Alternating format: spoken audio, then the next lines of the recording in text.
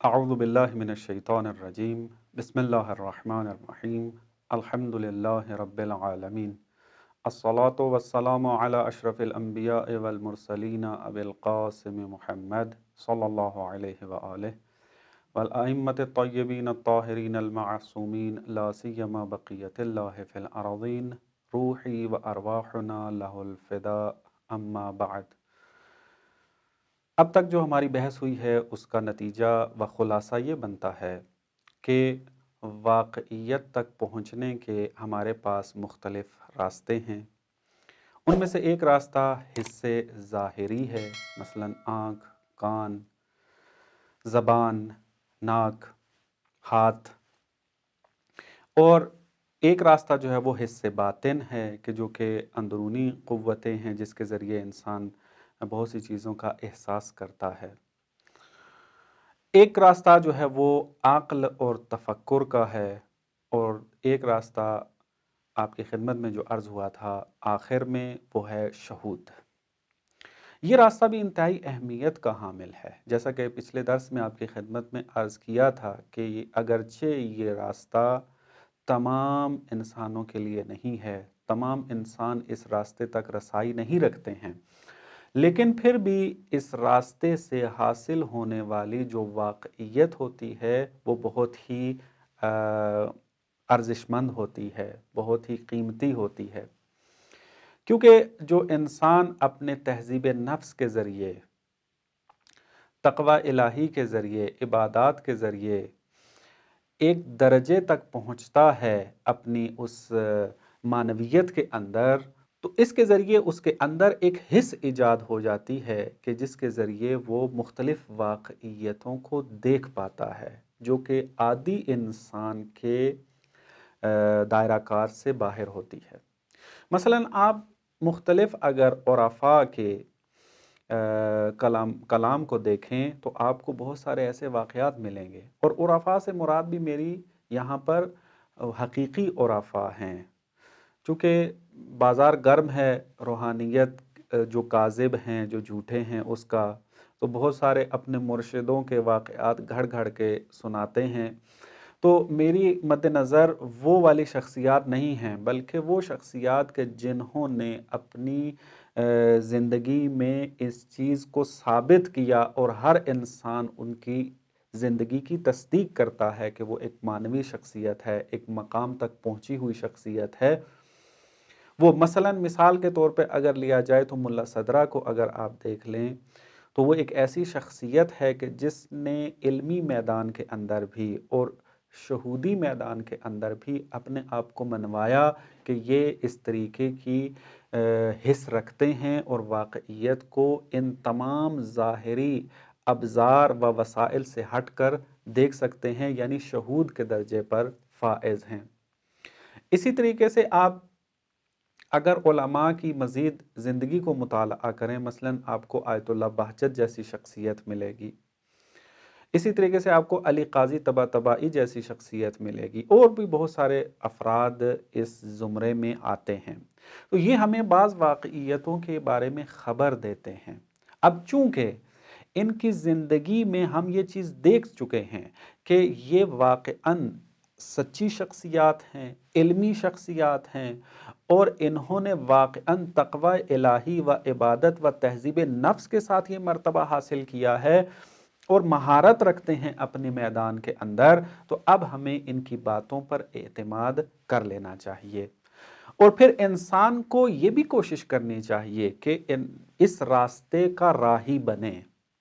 کوشش ہونی چاہیے ہماری، اگرچہ مشکل ہے یہ تھوڑا سا، چونکہ انسان مادیات میں اتنا گھرا ہوا ہے کہ اس کو فرصت نہیں ہے کہ وہ معنویت کی طرف توجہ کرے اور پھر معنویت سے حاصل ہونے والے نتائج کو اپنے جو ہے وہ آنکھوں سے دیکھ سکے، لیکن پھر بھی انسان کو کوشش کرنی چاہیے، چونکہ ہمارا جو ہدف خلقت ہے وہ ہے ہی عبادت الہی اور خداوند متعال کا جو ہے وہ قرب حاصل ہونا، تو لہٰذا یہ چیزیں انہی چیزوں کے ساتھ حاصل ہوتی ہیں۔ پس شہود بھی ایک راستہ ہے کہ جس کے ذریعے ہم واقعیت تک پہنچ سکتے ہیں، ایسے افراد ہیں کہ جو اس شہود کے ذریعے واقعیت تک پہنچے بھی ہیں۔ اب ہماری جو ایک بحث یہاں سے شروع ہوتی ہے وہ ایک سوال کا جواب ہے۔ سوال یہ ہے کہ ہم اپنے ادراکات کے اوپر اعتماد کر سکتے ہیں یا نہیں۔ ایسے گروہ وجود میں آئے تاریخ کے اندر کہ جنہوں نے مختلف شبہات و اعتراضات کے ذریعے بشر کو قانع کرنے کی کوشش کی کہ انسان کے ادراکات قابل اعتماد نہیں ہیں، اور تمام ادراکات، انسان جو کچھ درک کرتا ہے، جو کچھ فہم کرتا ہے، جو کچھ دیکھتا ہے، وہ قابل اعتماد نہیں ہے۔ مثال کیا دیتے ہیں؟ مثال یہ دیتے ہیں کہ آپ اگر تمام علوم کی تاریخ کو مد نظر رکھیں، جب سے وہ علم شروع ہوا اس وقت سے لے کر ابھی تک اس علم کے اندر مختلف نظریات سامنے آئے۔ ایک نظریہ وجود میں آیا، کچھ عرصہ وہ نظریہ کارآمد رہا، بعد میں ایک ماہر علمی شخصیت نے آ کر اس نظریے کو رد کر دیا۔ پھر وہ نظریہ کچھ عرصہ چلا، پھر ایک عالم آیا، ایک ماہر آیا، ایک دانشمند آیا، اس نے آ کر اس نظریے کو باطل کر دیا۔ انہوں نے دیکھا، انہوں نے یہ سوال کیا، یہ سوال اٹھایا بلکہ کہ جب کسی بھی علم کے اندر ابھی تک کوئی نظریہ ثابت طور پر ہمیں ملا نہیں ہے تو یہ بات اس بات کی علامت ہے کہ انسان کا کوئی بھی ادراک قابل اعتماد نہیں ہے۔ آپ چاہے جس علم کو، وہ مختلف مثالیں دیں گے آپ کو، آپ چاہے جو ہے وہ فزکس کے اندر دیکھ لیں، چاہے کیمسٹری کے اندر دیکھ لیں، چاہے علم اقتصاد کے اندر دیکھیں، چاہے آپ علم سیاست کے اندر دیکھیں، جتنے بھی آپ علوم لے لیں ان کی تاریخ کے اندر دیکھیں تو آپ کو ایسا ملے گا۔ حتیٰ علم فلسفہ کو لے لیں، علم منطق کو لے لیں، مختلف نظریات سامنے آئے، ایک نظریہ بنتا ہے، پھر ٹوٹ جاتا ہے، پھر بنتا ہے، پھر ٹوٹ جاتا ہے، رد ہو جاتا ہے یعنی۔ تو یہ ان کی دلیل ہے جو کہ مثال کے طور پہ وہ پیش کرتے ہیں، اور پھر نتیجہ کیا لیتے ہیں؟ پس بشر کا کوئی بھی ادراک قابل اعتماد نہیں ہے۔ پس انسان اگر کسی علم تک پہنچ جاتا ہے، کسی واقعیت تک اگر پہنچ جاتا ہے تو وہ یہ سمجھے کہ وہ نہیں پہنچا، کیونکہ اس کا ادراک جو ہے وہ قابل اعتماد نہیں ہے۔ اگر وہ کسی واقعیت تک پہنچا ہے، کسی چیز کو درک کیا ہے، چونکہ وہ ادراک قابل اعتماد نہیں ہے، پس اس پر عمل بھی نہیں کر سکتا۔ یہ سوال کرنے والے اگر آپ دیکھیں تاریخ فلسفہ کے اندر تو ان کو سوفسطائیوں سے بھی یاد کیا گیا ہے۔ شک گرا بھی ان کو کہا گیا، یعنی جو ہر چیز میں شک کرتے ہیں، یعنی سوفسطائی جو ہیں وہ شک گرا بھی تھے۔ آئیڈیالسٹ بھی جو ہیں وہ بھی تقریباً اسی قسم کی بات ہی کرتے ہیں، آئیڈیالزم کے جو قائل ہیں۔ مثلا کانٹ کو اگر آپ مد نظر رکھ لیں، کانٹ نے اگرچہ جو ہے وہ عقل کے میدان میں کہا ہے کہ انسان کی جو عقل نظری کا راستہ ہے اس میں کوئی بھی ادراک اس کا قابل اعتماد نہیں ہے۔ اب یہ ایک میدان کے اندر جو ہے وہ ہم یہ کہہ سکتے ہیں یہ سوفسطائیوں کے قریب تقریباً بنتا ہے، اگرچہ وہ سوفسطائی نہیں ہے لیکن اس کے نظریے کا لازمہ یہی نکلتا ہے۔ جواب کیا ہے اس کا؟ جواب یہ ہے کہ یہاں پر ایک مغالطہ موجود ہے۔ میں پہلے ایک محاورے کے ذریعے اس مغالطے کو وضاحت کرتا ہوں، پھر اگلی بات کو شروع کرتے ہیں۔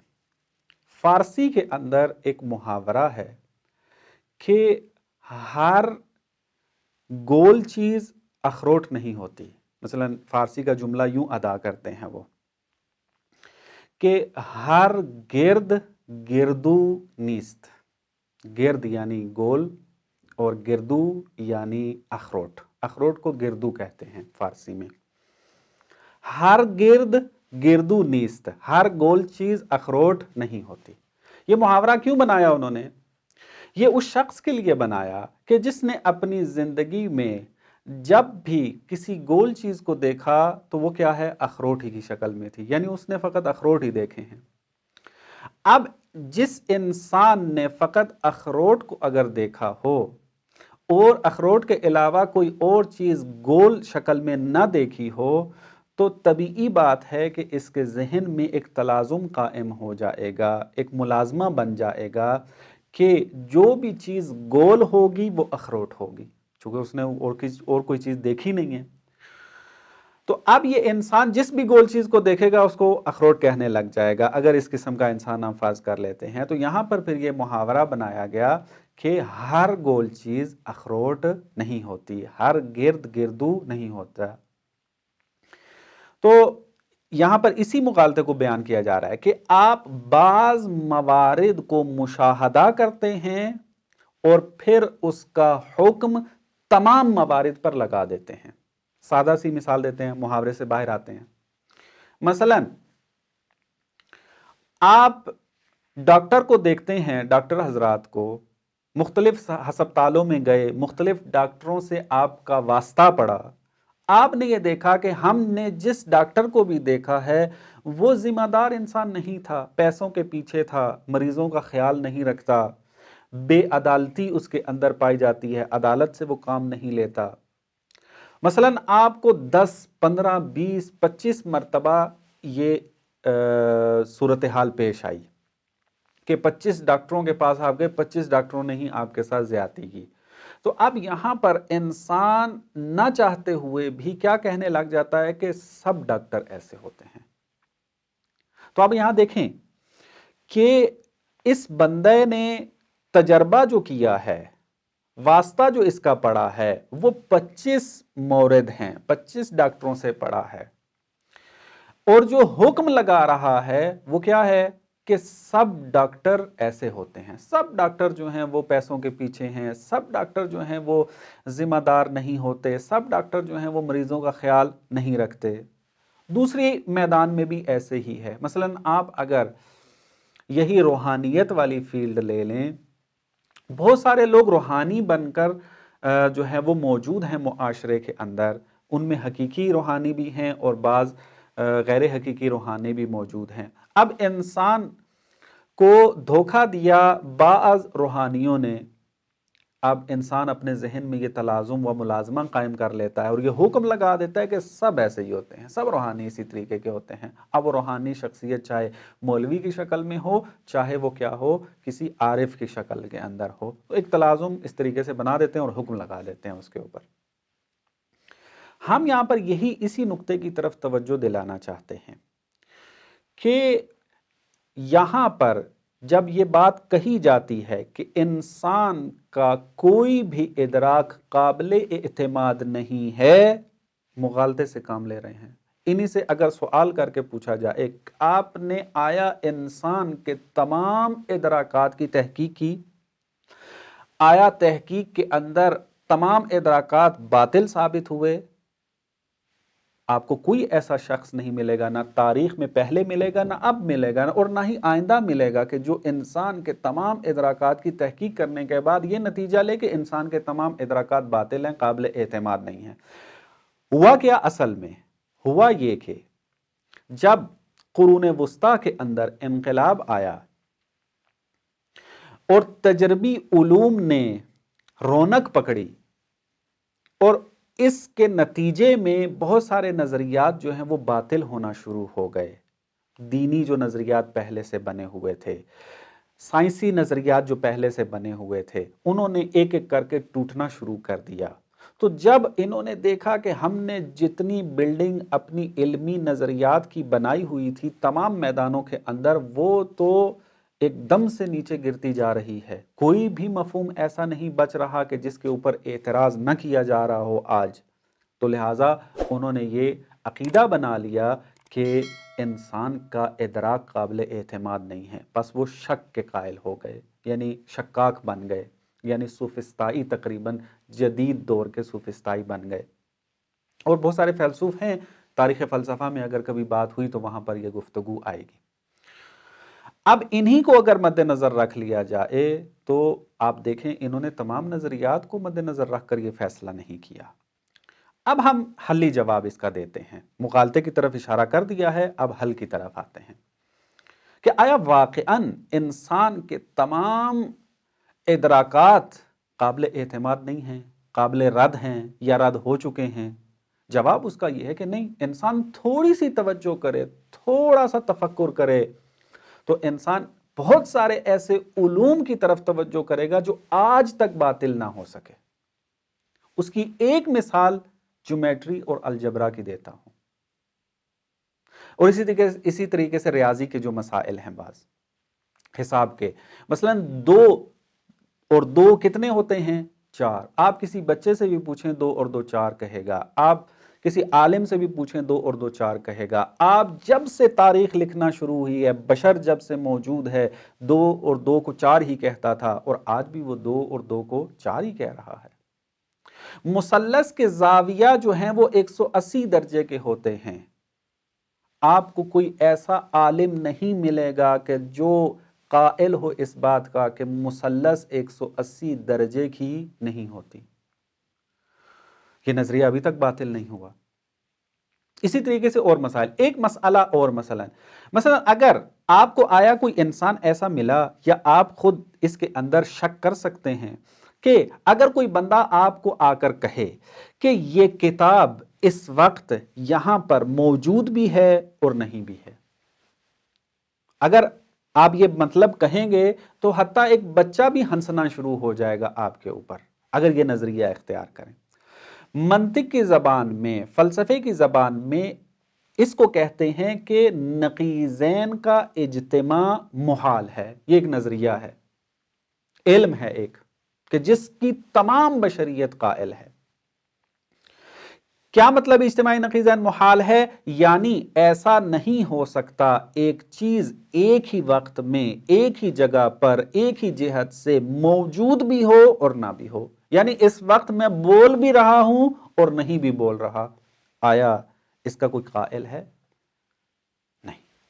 اجتماعی نقیضین محال ہے، یہ بدیہی ترین علم ہے کہ جس کی طرف پہلے اشارہ گزرا ہے، اور اس علم کا آج تک کوئی منکر نہ ہو سکا۔ اگرچہ بعض شبہات و اعتراضات اٹھائے گئے اس قانون کے اوپر، اس قاعدے کے اوپر، لیکن وہ اتنے ضعیف تھے کہ یہ نظریہ اپنی جگہ سے ہل نہ سکا۔ اور کوئی بھی انسان اگر تھوڑی سی توجہ کر لے، تھوڑا سا تفکر کر لے، وہ فوراً تصدیق کر دیتا ہے کہ واقعاً یہ ایسے ہی ہے، کہ ایسا نہیں ہو سکتا کہ میں اس وقت بول بھی رہا ہوں اور نہیں بھی بول رہا۔ یہ نظریہ نہ پہلے کوئی باطل کر سکا، نہ آج یہ باطل ہے، اور نہ آئندہ کو باطل کر سکے گا، چونکہ انتہائی بدیہی، روشن و واضح ترین علم ہے۔ اسی طریقے سے آپ اگر لسٹ بنانا شروع کر دیں اپنے علوم کے، کہ جس کے اندر آج تک بشریت اس تشکیک نہیں کر سکی، شک نہیں ڈال سکی، رد نہیں کر سکی، تو آپ کی وہ لسٹ بھر جائے گی۔ کم نہیں ہے ایسے علوم، فقط یہ کہ ہم فضا کے اندر متاثر جلدی ہو جاتے ہیں، میڈیا کے اندر آ کر لوگ پھیلانا شروع کر دیتے ہیں، اور مثالیں تھوڑی زیادہ دے دیتے ہیں، اور ہم اس کے مغالطے کا شکار ہو جاتے ہیں کہ دیکھیں 20 مورد 25 مورد میں ہم نے دیکھا، 20 علوم کے اندر ہم نے دیکھا کہ اس کے نظریات باطل ہو گئے، ایک نظریہ بنا پھر ٹوٹ گیا، پھر بنا پھر رد ہو گیا۔ اب اس کا مطلب یہ ہے کہ بات تو ٹھیک کر رہے ہیں یہ؟ جواب اس کا یہ ہے کہ یہ بات ٹھیک نہیں کر رہے، اس بات کے ہم بھی قائل ہیں کہ خطا ممکن ہے، اور علوم کے اندر خطا ہوئی بھی ہے، نظریات بنے اور رد بھی ہوئے ہیں، اور آئندہ بھی ایسا ہوتا رہے گا۔ ہماری جو مخالفت ہے ان لوگوں کے ساتھ، وہ اس مطلب میں ہے کہ یہ جو نتیجہ تمام موارد کے اوپر دیتے ہیں، یعنی جزئی موارد کا مشاہدہ کرتے ہیں اور حکم کل پر لگا دیتے ہیں۔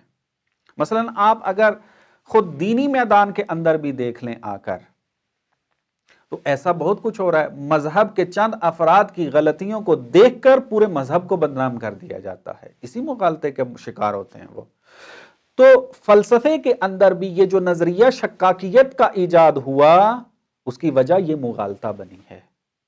پس مغالطہ بھی آپ کے لیے واضح ہو گیا، اور یہ بھی آپ کی خدمت میں عرض کر دیا کہ آپ اگر اپنے علوم کے اندر دقت کرنا شروع ہو جائیں تو اس میں آپ کو بہت سارے ایسے علوم ملیں گے کہ جو ابھی تک رد نہیں ہوئے، چونکہ وہ بدیہی ہیں۔ ایک اور نقطہ جو آپ کی خدمت میں عرض کرنا ہے وہ یہ کہ ہمارا دعویٰ یہ نہیں ہے کہ ہم شناخت حاصل کرنے کے وسائل کے ذریعے تمام واقعیت کو سمجھ سکتے ہیں، یہ ہمارا دعویٰ نہیں ہے، بلکہ ہمارا دعویٰ یہ ہے کہ واقعیت کی شناخت کے لیے راستہ کھلا ہے۔ ہم شکاک نہیں ہیں، ہم منکر واقعیت نہیں ہیں۔ اگر انسان شرائط کے تحت، کہ جو شرائط پہلے آپ کی خدمت میں مختصر طور پہ عرض کی ہیں، ان کے تحت اگر چلے تو یہ انسان واقعیت تک پہنچ سکتا ہے، راستہ کھلا ہے، اور واقعیت تک پہنچا بھی بعض مسائل کے اندر، جس طرح کہ آپ کی خدمت میں مثالیں بھی عرض کی ہیں۔ بس اس بات کو حتماً مد نظر رکھیں، یہ ہمارے مقابل میں یہ بات نہ کی جائے کہ آپ قائل ہیں کہ تمام واقعیات کو بشر جو ہے وہ شناخت حاصل کرنا اس کے لیے ممکن ہے، اور وہ شناخت حاصل کر سکتا ہے، اور اس نے کی بھی ہے مثلاً۔ نہ، ہم کہتے ہیں کہ راستہ کھلا ہے، اب ممکن ہے انسان ان تمام واقعیات تک پہنچ سکے، ممکن ہے نہ پہنچ پائے۔ اس سے اگلا نقطہ جو آپ کی خدمت میں عرض کرنا ہے وہ یہ کہ انسان ایک ہی چیز کے اندر اسی کے مختلف ابعاد کو، مختلف پہلوؤں کو نہیں سمجھ سکتا۔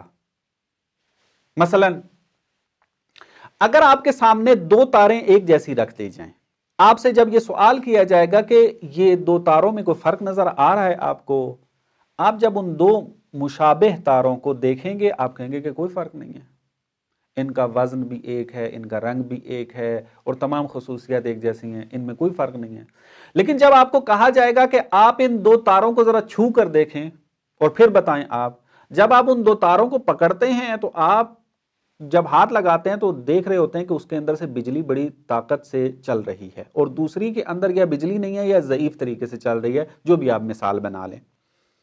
تو آپ نے جیسے ہی ہاتھ لگایا تو آپ کو یہ اندازہ ہو گیا کہ ان دو تاروں کے درمیان فرق ہے۔ کیا ہے؟ ایک میں بجلی چل رہی ہے، دوسری میں نہیں ہے، یا ایک میں بجلی قوی طور پر روان ہے اور دوسرے میں ضعیف چل رہی ہے۔ اب آپ نے دیکھا کہ ایک ہی چیز ہے، انسان اپنی آنکھوں کے ذریعے اگر یہ عقیدہ بنا لیں کہ میری آنکھیں جو کچھ دیکھیں وہ واقعیت ہے، اور جو میری آنکھوں میں نہ آئے وہ واقعیت نہیں ہے، تو اس کا مطلب ہے کہ پھر یہ تاروں کے درمیان فرق بھی واقعیت نہیں رکھتا، حالانکہ سارے اس کو واقعیت مانتے ہیں کہ ان دو تاروں کے درمیان فرق ہے۔ کہاں سے آپ نے حاصل کیا؟ قوہ لامسہ کے ذریعے، ہاتھ کے ذریعے آپ نے حس کیا، حس کی قوت نے آپ کو بتایا کہ ان دو تاروں کے درمیان فرق ہے۔ ایک اور مثال آپ کی خدمت میں عرض کروں تاکہ مطلب واضح ہو جائے، اور ایک نتیجے تک میں آپ کو پہنچانا چاہتا ہوں، وہ یہ ہے کہ یہ جو ریڈیو آپ دیکھ رہے ہیں، آپ مثلا شہر میں رہ رہے ہیں، وہاں پر آپ جب اس کو روشن کرتے ہیں، اس کو چلاتے ہیں، تو اس کے اندر آوازیں آتی ہیں، مثلا گفتگو ہو رہی ہے، کوئی نہ کوئی پروگرام چل رہا ہوتا ہے، اس کو کہتے ہیں کہ موج جو ہے وہ کیچ کر رہا ہے۔ لیکن جب آپ صحرا میں کہیں چلے جائیں جہاں پر آبادی موجود نہ ہو، وہاں پر جب آپ اس ریڈیو کو لے کر جاتے ہیں، وہاں پر اس قسم کی کیفیت نہیں ہوتی۔ تو اب انسان یہاں پر سمجھا اور سمجھ گیا، اور اب سمجھتا بھی ہے کہ اگر اس مکان پر آئے تو کچھ ہے ایسا کہ جس کے ذریعے یہ ریڈیو میں گفتگو وغیرہ سنائی دیتی ہے، لیکن جب صحرا میں جاتا ہے تو وہاں پر یہ والی کیفیت نہیں ہوتی۔ تو اس سے نتیجہ یہ نکلا کہ خارج میں، اس دنیا کے اندر، اس فضا کے اندر امواج موجود ہیں، ویوز موجود ہیں کہ ریڈیو ان کو کیچ کرتا ہے۔ اب یہ جو امواج کو، ویوز کو کشف کیا گیا، نہ تو آنکھوں نے دیکھا، نہ تو ناک کے ذریعے سونگا گیا، نہ تو زبان کے ذریعے چکھا گیا، نہ ہی ہاتھوں کے ذریعے لمس کیا گیا، کسی بھی ظاہری اور باطنی حس کے ذریعے اس کو کشف نہیں کیا گیا۔ کس کے ذریعے کشف ہوا؟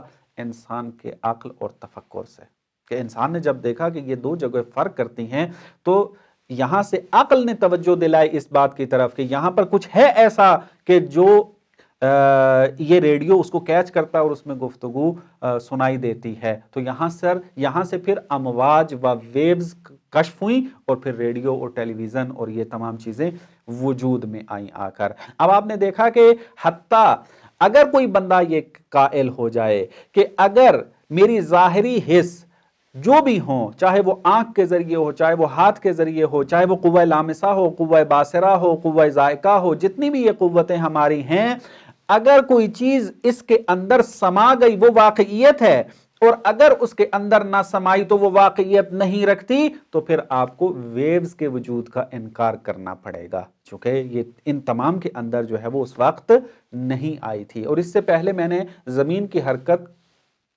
کو جو کشف کرنے کا طریقہ تھا اس میں بھی آپ کی خدمت میں یہ مثال عرض کی تھی، وہ بھی حواس کے ذریعے حاصل نہیں ہوئی ہے. اب یہاں سے ایک مرحلہ پھر آگے تک ہم لے کر آپ کو جاتے ہیں کہ جب آپ نے دیکھا کہ انسان بعض حواس کے ذریعے واقعیت کو دیکھتا ہے لیکن تمام واقعیت کو نہیں دیکھ پاتا، تو اس کے علاوہ بھی ایک چیز ہوتی ہے کہ جس کے ذریعے اس کو درک کر رہا ہوتا ہے. تو یہاں سے یہ نتیجہ نکلتا ہے کہ یہ جو مکتب وجود میں آئے، نظریے وجود میں آئے کہ جنہوں نے آ کر یہ کہا کہ اگر حواس ظاہری ہوئے تو واقعیت ہے، اگر حواس ظاہری نہ ہوئے تو واقعیت نہیں ہے، تو ان کو بہت ساری چیزوں کا انکار کرنا پڑے گا. اور یہیں سے پھر کیا ہے، میٹا فزک کا راستہ کھلتا ہے، یہیں سے پھر روح کا راستہ کھلتا ہے کہ انشاءاللہ اس کو تھوڑا سا اگلے درس میں آپ کی خدمت میں عرض کریں گے. السلام علیکم ورحمۃ اللہ وبرکاتہ.